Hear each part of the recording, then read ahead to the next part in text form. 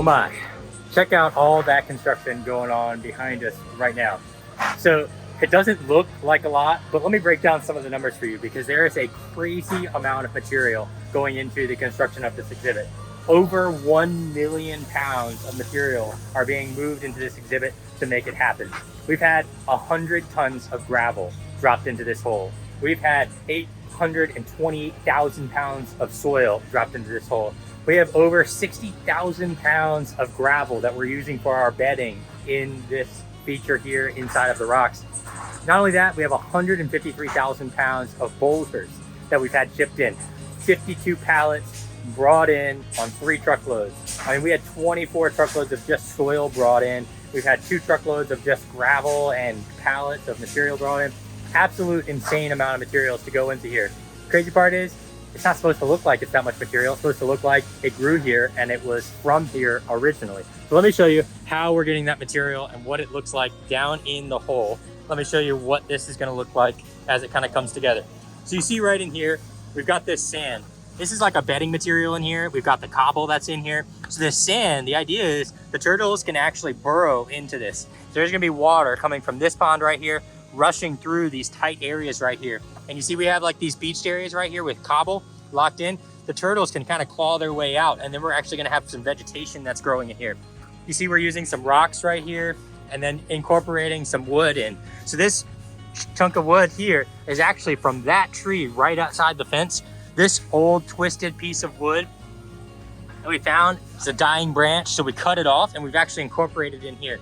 Now check out how we built this bottom here. So you see there's a boulder, then there's some sand on it, and all this stuff will be cleaned up and kind of tightened up as we finish. But the idea is that the turtles can kind of come in here, they're able to burrow themselves and tuck themselves back in there, they're able to get out. But then the water level is gonna be up quite a bit. So if they wanna kind of climb out and get themselves sitting on top of this branch like you see them in the wild all the time, they can. And so that's where that naturalistic kind of style of waterfall comes into play.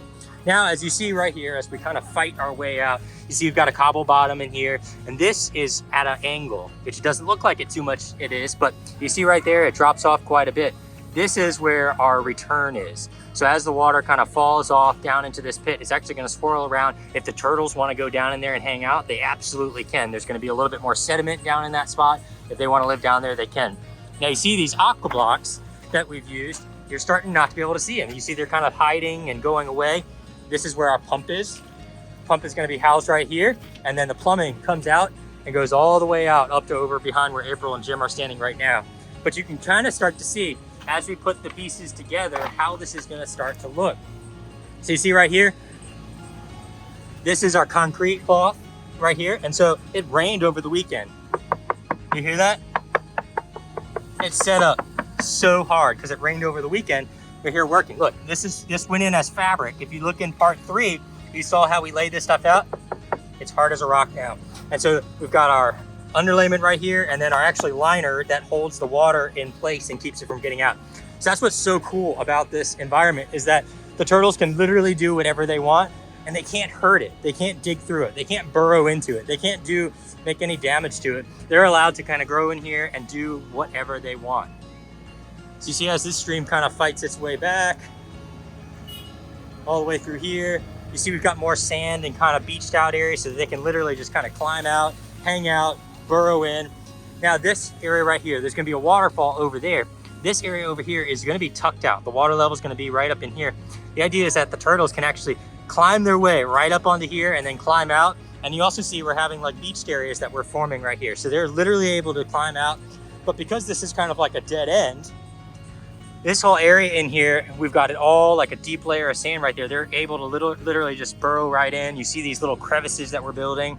Again, another log that they can get out of the water on. See how that gnarly piece kind of comes out right there? Really, really cool. And again, this is the raw kind of view of how things look. But I always like to show this because as things start to come together, you can really, really appreciate what it took to get there. Now, over here, let me show you what's going on over here. So right now he's taking the gravel out of this hole right here. And you see we've got our gravel, we've got our soil, and then you see this fabric line right here.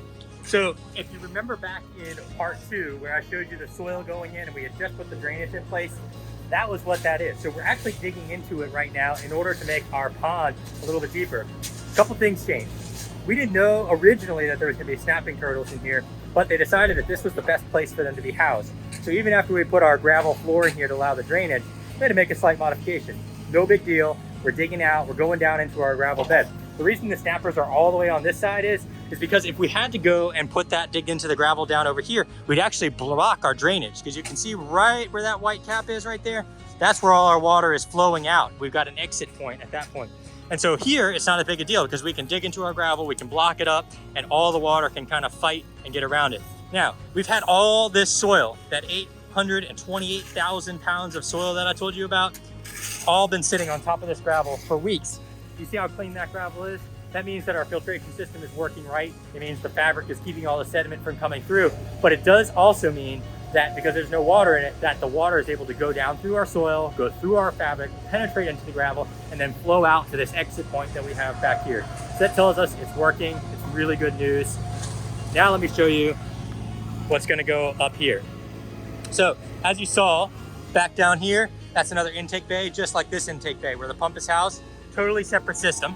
Up in this area here, we have aqua blocks. So this is gonna be what's gonna be the top of our filtration system.